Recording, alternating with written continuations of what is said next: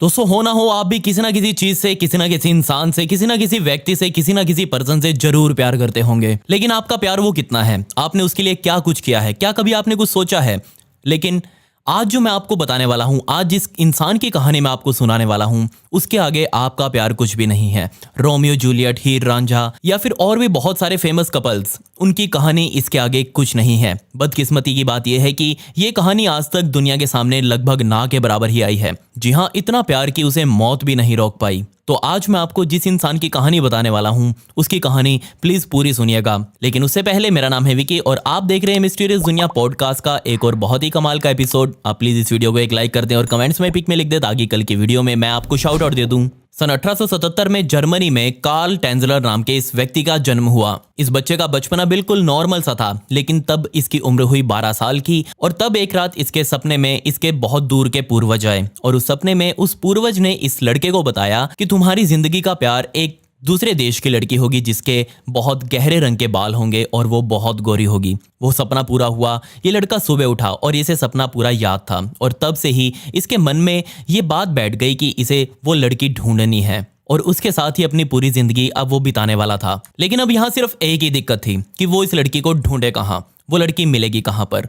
तो इस काम को पूरा करने के लिए उसने पूरी दुनिया घूमी, लिटरली पूरी दुनिया घूमी और उस लड़की की तलाश में रहा जो उसे वो सपने में आई थी। लेकिन क्या आप इस बात पर विश्वास करेंगे कि उसे वो लड़की मिलने में पूरे 40 सालों का समय लग गया। जी हाँ, पूरे 40 सालों का। लेकिन इस बीच में वो एक जवान आदमी बन चुका था और अब उसका बुढ़ापा भी शुरू हो चुका था। इसलिए मजबूरन उसके घर वालों ने पहले ही उसकी शादी करवा दी थी एक डोरिस नाम की लड़की से और इस शादी से उसको 2 बच्चे भी पैदा हुए। लेकिन वो हमेशा ही अपने पत्नी को ये कहता आया था कि तुम वो लड़की नहीं हो जो मैंने सपने में देखी थी, मेरी सपने वाली लड़की कोई और है। जिसके बाद समय आया सन 1926 का, जब इसने अपनी परिवार के साथ जर्मनी को छोड़ने का सोचा और ये पूरा परिवार जर्मनी छोड़कर अमेरिका के फ्लोरिडा में शिफ्ट हो गया। अब यहाँ वो खाली तो बैठ नहीं सकता था, परिवार भी तो पालना था, जिसके लिए उसने एक नौकरी करना स्टार्ट किया और नौकरी थी रेडियोलॉजी की। जी हाँ, वो एक लैब के अंदर रेडियोलॉजिस्ट बन गया और पेशेंट्स को देखता था। यहाँ हॉस्पिटल में भी काम करते हुए उसे पूरे 4 सालों का समय बीत गया। जी हाँ, अप्रैल 1930 का समय आ गया जब वो इसी हॉस्पिटल में एक दिन नॉर्मली अपना काम कर रहा था और तभी एक पेशेंट उसे सामने खड़ी हुई दिखाई दी। इस पेशेंट को देखते ही उसका सिर घूम गया। जी हाँ, उसे बहुत अजीब लगने लगा और इसको लग रहा था कि यही वो तो लड़की है जिसे वो इतने टाइम से ढूंढ रहा था। जी हाँ, इस लड़की के डार्क ब्लैक बाल थे और ये यूनाइटेड स्टेट्स की लग भी नहीं रही थी। और जैसे ही कार्ल ने इस लड़की को देखा, वो तुरंत इस लड़की के पास पहुंचा और उससे उसकी परेशानी डिस्कस करने लगा। इस लड़की ने अपना नाम मरिया बताया। इसे बाहर के लोग एलेना के नाम से भी जानते थे और उस टाइम पर इस लड़की की उम्र सिर्फ 21 साल की थी और ये क्यूबा से यहाँ अमेरिका में शिफ्ट हो चुकी थी। लेकिन यहाँ अब एक और छोटी सी दिक्कत थी और वो दिक्कत थी कि यहाँ जो मरिया यानी कि एलेना थी, ये पहले से ही शादीशुदा थी। टेक्निकली शादीशुदा थी, लेकिन ये अपने हस्बैंड के साथ नहीं रहा करती थी क्योंकि इसके हस्बैंड से प्रेग्नेंट हुई थी और इससे मिसकैरेज हो गया था, जिस वजह से इसके हस्बैंड ने इसे गुस्सा होकर इसे छोड़ दिया और अब ये लड़की अकेली अपने माता पिता के साथ रहती थी। और जैसे ये बात उस टाइम कार्ल को पता लगी, उसे इस बात से कोई फर्क नहीं पड़ा कि वो मैरिड है या फिर क्या है। उसे जस्ट वो अपनी सपनों वाली लड़की दिख रही थी और उसने जस्ट इस लड़की का ध्यान रखना शुरू कर दिया। इसकी बीमारी के बारे में उससे डिस्कस करने लगा, इसकी पिछली लाइफ के बारे में उससे पूछने लगा। लड़की को यहाँ ये सब नॉर्मल लग रहा था क्योंकि कार्ल वहाँ एक डॉक्टर की तरह प्रिटेंड कर रहा था। तो यहाँ इन बातों में ही पता चला कि ये लड़की यहाँ कोई रूटीन चेकअप के लिए नहीं आई है। जी हाँ, इस लड़की के अंदर ट्यूबरकुलोसिस नाम की बीमारी पैदा हो चुकी थी। जी हाँ, वही टीबी जिससे हर साल पूरी दुनिया में तकरीबन 15 लाख से ज़्यादा लोग मारे जाते हैं। और ये वो आंकड़ा है जो सामने आता है, जो नहीं सामने आता, जो ऑफ द रिकॉर्ड है, उसका तो हमें कुछ पता ही नहीं। तो ये लड़की भी टीबी से पीड़ित थी और बदकिस्मती से उस टाइम पर भी और आज के टाइम पर भी टीबी का इलाज हमें लगभग नहीं ही मिल पाया है। उस टाइम पर तो बिल्कुल भी नहीं था, दवाइयां ही नहीं बनी थी उस टाइम पर तो। और जैसे ये बात कार्ल को पता लगी तो वो बहुत चिंतित हो गया। उसने सोचा कि कुछ भी करके उसे अब टीबी की दवाई बनानी है, लेकिन उसे पता ही नहीं था कि टीबी होता क्या है। उस टाइम पर ये बीमारी बिल्कुल नई नहीं थी और डॉक्टर्स को इसके बारे में कुछ भी नहीं पता था। तो यहाँ कार्ल भी इससे अनजान था, लेकिन उसने फिर भी अपनी पूरी कोशिशें करनी शुरू कर दी, कुछ भी करके बस टीबी की दवाई बनानी है। अब वहाँ जो हॉस्पिटल में डॉक्टर्स थे, असली डॉक्टर्स जो थे, उन्होंने हाथ खड़े कर दिए और कहा कि हमारे पास इस बीमारी का इलाज नहीं है और हम एलेना का इलाज नहीं कर पाएंगे। जिसके बाद उसके माता पिता एलेना को हॉस्पिटल से बाहर निकाल कर अपने घर वापस ले गए और पीछे पीछे हमारा कार्ल भी उसके घर पहुंच गया।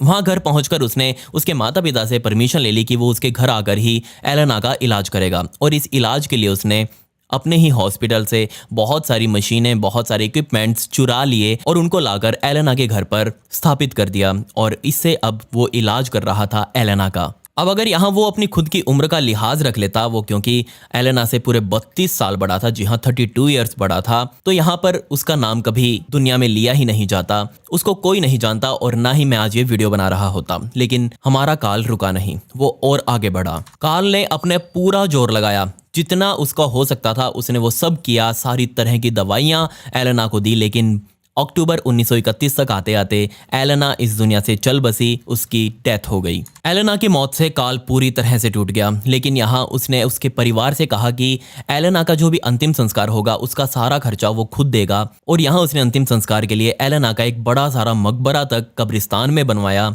और उसकी एकमात्र चाबी अपने पास रखी। उसने उसके परिवार से कह दिया कि अगर आप कभी एलेना की कब्र पर आएँ तो जस्ट बाहर से उससे मिलकर जाएं, उसको श्रद्धांजलि वगैरह देकर जाएं, लेकिन अंदर की जो चाबी है वो सिर्फ मैं ही रखूंगा। यहाँ ये रेड फ्लैग हो सकता था, यहाँ ये खतरे का निशान हो सकता था। उसके माता पिता को समझना चाहिए था कि वो काल को ऐसा ना करने दे, लेकिन उन्होंने कहा कोई बात नहीं, डॉक्टर है, थोड़ा सनकी सा लग रहा है, बट कोई बात नहीं, अगर उसे ये पसंद है तो उसे करने दो, कोई बात नहीं। और इस अंतिम संस्कार के होने के बाद आने वाले 1 साल से भी ज़्यादा समय तक काल हर रात, जी हाँ आप सोच कर देखिए, हर रात गर्मी हो, बारिश हो, ठंड हो, उसने कुछ नहीं देखा। वो हर रात इस मकबरे के अंदर बैठकर एलेना से बात करता और वो ऐसा प्रिटेंड करता कि एलेना अभी भी जिंदा है और वो उससे बातें कर रही है। उसके माता पिता को भी ये बात पता थी कि काल ऐसे ऐसे उनकी बेटी के मकबरे पर जाकर उसे बातें करता है, लेकिन उनको कुछ फ़र्क नहीं पड़ा इस बात से। जस्ट उनको नॉर्मल लगा, कोई बात नहीं, सन की है, करने दो, क्या ही फ़र्क पड़ता है, हमारी तो बेटी जा ही चुकी है। लेकिन एक रात ऐसा हुआ कि काल ने उस कब्र पर अब जाना बंद कर दिया। ये बात एलेना के माता पिता को पता लगी कि काल ने अब एलेना के पास आना बंद कर दिया है और उनको लगा कि शायद अब ये डॉक्टर जो है वो मूव ऑन कर चुका है और अब उसका इंटरेस्ट नहीं रहा एलेना के अंदर और वो अब नहीं आएगा। लेकिन उनके दिमाग में कहीं से ये ख्याल ही नहीं आया कि एक और कारण हो सकता है यहाँ उसके ना आने का, और वो कारण था कि एलेना अपनी कब्र में हो ही ना। जहाँ बाद में कार्ल ने खुद ही बताया कि एक रात उसके सपने में फिर से एलेना खुद आई और उसने खुद कहा कि तुम मेरी जो लाश है, तुम मेरी जो बॉडी है, उसे कब्र से बाहर निकालो और अपने साथ घर पर ले आओ और मुझे वहीं बैठाओ। और अब हमें पता है कि हमारा काल जो है वो सपनों को बहुत सीरियसली लेता है और उसने इस बात को भी सीरियसली लिया और अप्रैल 1933 में एक रात वो चोरी छुपे उस कब्र से एलेना की गली सड़ी लाश को बाहर निकालता है और अपने साथ अपने घर ले आता है। उसने एक इंटरव्यू में कहा था कि उसने एलेना से शादी करी है और मौत जैसी छोटी सी चीज़ उसकी इस शादी को रोक नहीं सकती एलेना से मिलने के लिए। लेकिन अब यहाँ एक छोटी सी दिक्कत थी और वो दिक्कत थी कि एलेना की जो लाश थी वो बहुत ज़्यादा गल सड़ चुकी थी, उसमें से बदबू आ रही थी और वो इस तरह से लाश को अपने घर में नहीं रख सकता था क्योंकि पड़ोसियों को भी इसकी बदबू आ सकती थी। तो यहाँ कार्ल ने इसका भी इलाज ढूंढा। उसने अपने ही घर के अंदर एक साइंटिफिक लैब बना डाली और इस लैब के अंदर उसने एलेना को शिफ्ट किया और एलेना के ऊपर काम करना शुरू किया। जी हाँ, वो एलेना के हर हिस्से पर अब काम करने वाला था। बस ये दिखाने वाला था कि एलेना की जो बॉडी है वो बिल्कुल एकदम परफेक्ट है, उसका कुछ नहीं बिगड़ा। सबसे पहले उसने उसकी बॉडी को स्टेबलाइज करने के लिए, हमें पता है कि जो एक मरा हुआ बंदा होता है उसकी बॉडी को कंट्रोल नहीं किया जा सकता, तो उसी को कंट्रोल करने के लिए यहाँ कार्ल ने बहुत सारे तारों की सहायता से एलेना की बॉडी को स्टैंड किया और उसे उन तारों के ऊपर ही लटका दिया और इस तरह से लटकाया कि वो बिल्कुल एकदम परफेक्ट शेप में खड़ी हुई दिख रही थी। जिसके बाद उसने उसके पूरे शरीर पर वैक्स लगाना शुरू कर दिया ताकि जहाँ जहाँ से भी उसकी बॉडी गली हुई है वहाँ वो वैक्स भर दे और उसके ऊपर पेंट कर दे स्किन कलर का। जिसके बाद वो मार्केट से जाकर एक विग लेकर आया, बिल्कुल डार्क ब्लैक कलर की विग लेकर आया। अब क्योंकि एलेना की लाश के बाल झड़ चुके थे तो यहाँ कार्ल ने उन बचे कुचे बालों पर वो विग लगा दी और यहाँ बस अब तैयार थी हमारी एलेना। लेकिन यहाँ अभी भी उसे थोड़ी सी दिक्कत लग रही थी और वो दिक्कत थी कि आंखें इसकी नहीं खुल रही थी। जी हाँ, एलेना अपनी आंखें नहीं खोल सकती थी, तो यहाँ उसने उसकी आंखों को खोलने के लिए उसकी असली वाली आंखें जो अब गल चुकी थी लगभग, उसके अंदर कंचे डाल दिए वाइट कलर के। जी हाँ, वही कंचे जिनके साथ आप बचपन में खेला करते होगे, वही कंचे उसने उसकी आंखों की जगह डाल दिए और जस्ट आइट साइड वैक्स भर दिया ताकि ये कंचे इधर उधर हिले ना। इसके अलावा इस बॉडी से निकलने वाली बदबू को छुपाने के लिए कार्ल ने बहुत सारे बहुत तगड़े परफ्यूम्स इसके ऊपर छिड़कने शुरू किए। पूरे घर के अंदर वो खुशबू फैला कर रखता ताकि इस लाश से निकलने वाली बदबू चारों तरफ ना फैले। अब यहाँ क्योंकि हमारी एलेना तैयार हो चुकी थी तो यहाँ अब कार्ल ने उससे फाइनली शादी करने का सोचा। जी हाँ, उसने इस मरी हुई एलेना के साथ इनफैक्ट शादी करी, वो भी पूरे रीति रिवाज के साथ। बस फ़र्क ये था कि उस शादी में मरी हुई एलेना और जिंदा कार्ल के अलावा कोई और मौजूद नहीं था। उसने जस्ट उसको रिंग पहनाई और वो शादी हो चुकी थी। अब क्योंकि एक नया कपल ये बन चुका था, नया जोड़ा यहाँ बन चुका था, तो कार्ल बहुत खुश था। पहली बार ज़िंदगी में वो इतना खुश लग रहा था, ऐसा उसने खुद कहा। और इसके बाद जस्ट उसने एवरी मोमेंट, जी हाँ, अपनी ज़िंदगी का हर पल एलेना के साथ बिताना शुरू किया। उसके साथ वो डिस्कस करता। ये काम कुछ टाइम तक तो बहुत सही चला, लेकिन एक टाइम ऐसा भी आया जब एलेना की बॉडी फिर से अब गलने लगी थी, फिर से सड़ने लगी थी। वो वैक्स जो था वो जगह जगह से टूटने लगा था, खराब होने लगा था। क्योंकि यहाँ कार्ल सारा दिन एलेना की बॉडी के साथ उठा पटक रखता था, रात को अपने साथ लेकर सोता था, सुबह उसको खड़ा करता, वापस तारों पर टांगता। तो वो जो वैक्स यहाँ लगाया हुआ था वो अब सारा निकल चुका था। लेकिन यहाँ भी कार्ल को कोई फर्क नहीं पड़ा। उसने इसका भी इलाज ढूंढा। वो जाकर एक सिल्क का कपड़ा लेकर आया और उसके ऊपर प्लास्टर ऑफ पेरिस चढ़ाया और उसके ऊपर स्किन कलर किया और वो जो पूरा जो सूट यहाँ बना था वो सीधा जाकर एलेना को पहना डाला। क्या आप इस बात पर विश्वास करेंगे कि ये सिचुएशन जो यहाँ सब कुछ चल रहा था वो पूरे 7 सालों तक लगातार चलता रहा और ये चीज़ किसी ने नोटिस तक नहीं करी। आस पड़ोस के लोगों ने भी नहीं देखा कि ये जो कार्ल नाम का व्यक्ति है वो एक मरी हुई लड़की की लाश को दुल्हन बनाकर रख रहा है। जिसका मतलब यहाँ साफ ये था कि एलेना को मरे अब तक 9 साल बीत चुके थे।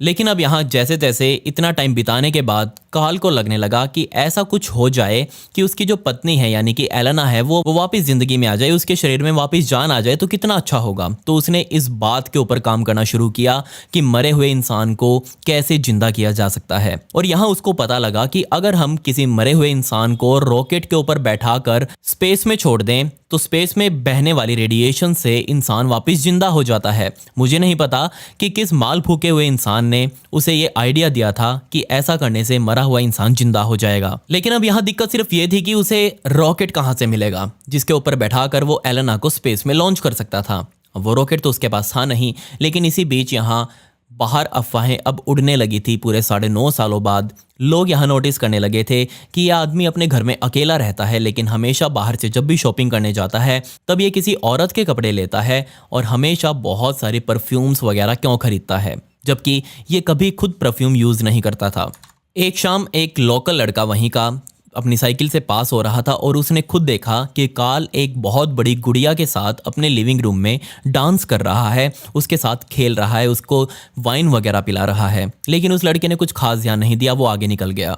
लेकिन तब एक दिन आया जब एलेना की सिस्टर खुद, जी हाँ, एलेना की एक छोटी बहन कार्ल से मिलने आई, जस्ट डिस्कस करने के लिए कि उसकी लाइफ में क्या चल रहा है। और जैसे ही वो अंदर घुसी उसका दिल दहल गया क्योंकि कार्ल वहीं पर सामने सोफे पर एलेना की लाश के साथ बैठा हुआ था, उसके साथ चाय नाश्ता कर रहा था। यहाँ एलेना की बहन फ्लोरिंडा अपनी बहन की लाश को देखकर, जी हाँ, अपनी बहन की 9 साल से भी ज़्यादा पुरानी लाश को देखकर चौंक उठी। वो चिल्लाने लगी कि ये सब क्या है। तुरंत उसने यहाँ पुलिस को बुलाया और यहाँ पुलिस ने कार्ल को उठा लिया। जिसके बाद डॉक्टर्स ने इस 9 साल से भी ज़्यादा पुरानी लाश का पोस्टमार्टम किया और यहाँ अब ये बातें सामने आई कि इस कार्ल ने इस लड़की के साथ क्या क्या कुछ किया है, इसके शरीर के साथ क्या क्या छेड़खानी की है। जी हाँ, वो इतना डिस्टर्बिंग था कि हम उसे बता भी नहीं सकते, ना ही दिखा सकते। अब यहाँ उसे कोर्ट में पेश किया जाना था। लेकिन यहाँ उसे पहले मैं बोलना चाहूँगा कि एक ऐसा डॉक्टर जो सपनों की दुनिया में जीता हो, जो एक लाश के साथ रहना पसंद करता हो, उसके पीछे पड़ा हो, उसके साथ मॉडिफिकेशंस करता हो, कब्र से लाश को खोद कर बाहर निकाल सकता हो, क्या वो आपको साइको नहीं लगता? क्या वो ऐसा बंदा था जो कोर्ट में खड़ा होकर अपना ट्रायल समझ सकता था, ट्रायल में पेश हो सकता था? तो हाँ, कोर्ट ने उसे माना कि ये मेडिकली फिट है, मेंटली भी फिट है और ये सब अपना केस लड़ सकता है। अब यहाँ कोर्ट में उसके खिलाफ जुर्म तो साबित हो चुका था, लेकिन बदकिस्मती से उस टाइम पर यूनाइटेड स्टेट्स के संविधान में ऐसा कहीं नहीं लिखा था कि अगर कोई इंसान ऐसा कोई क्राइम करता है तो उसके खिलाफ क्या कुछ सजा होगी। तो यहाँ कार्ल बहुत लकी था, उसे एक दिन भी जेल में बिताना नहीं पड़ा और वो पूरी तरह से बच गया। जज को मजबूरन उसे छोड़ना पड़ा। जैसे ही ये बात पब्लिक में आई तो पब्लिक ने इस आदमी को, इस डॉक्टर को बहुत सपोर्ट करना शुरू किया और यहाँ तक कि न्यूज़पेपर के फ्रंट पेज पर उसकी बढ़िया बढ़िया हेडलाइंस बनाकर डालनी शुरू करी। अब यहाँ पर एक और ट्विस्ट सामने आया। फाइनली पब्लिक को ये बॉडी मिल चुकी थी, उसके परिवार को दोबारा बॉडी मिल चुकी थी, तो उन्होंने वापस एलेना की बॉडी को किसी कब्रिस्तान में नहीं दफनाया बल्कि वहीं के एक म्यूजियम में रखवा दिया और पूरी तरह से खुला। जी हाँ, लोग दूर दूर से देखने आते कि किस बॉडी के साथ ये कार्ल नाम का डॉक्टर रह रहा था और इवन की कार्ल भी हर रोज उस म्यूजियम में जाकर एलेना से मिलता और देखता कि एलेना कैसी है। लेकिन एक दिन वहां से वो बॉडी फिर गायब हो गई, लेकिन अब की बार कार्ल ने उस बॉडी को नहीं उठाया था। जी हाँ, एलेना के परिवार ने ही उस बॉडी को वहां से उठाया और एक अनजाने कब्रिस्तान में दफना दिया।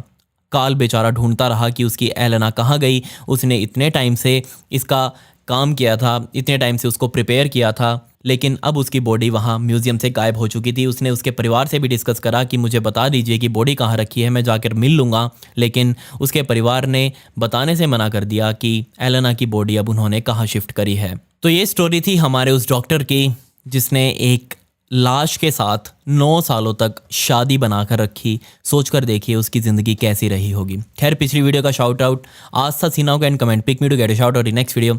और यार, मेरी ये इंस्टा आईडी है, यहाँ मुझे फॉलो जरूर कर लेना। यहाँ पर मैं छोटे छोटे फैक्ट्स की वीडियोज़ वगैरह डालता रहता हूँ, सो प्लीज़ आपकी तरफ से क्लिक जरूर हो जाना चाहिए। मिलते हैं अगली वीडियो में। ये वीडियो देखने के लिए धन्यवाद।